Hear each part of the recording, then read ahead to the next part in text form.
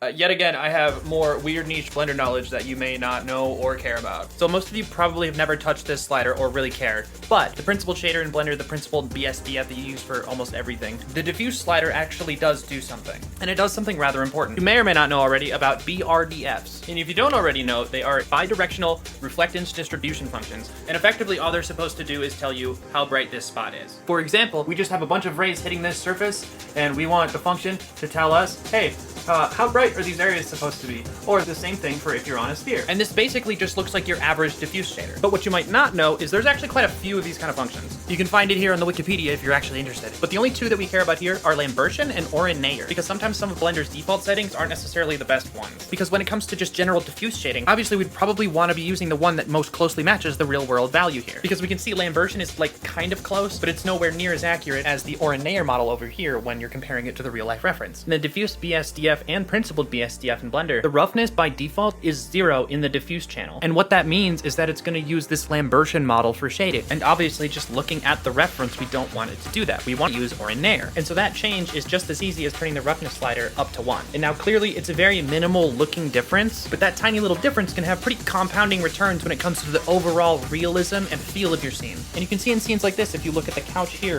or this area back here, and I turn on Oren-Nayar over here, it's a very small, but very clear difference. And you can see even in this little test scene here, it's a very small change, but it's technically a more realistic approach to the conservation of energy. In my opinion, can kind of give your renders an extra 5 to 10% of realism.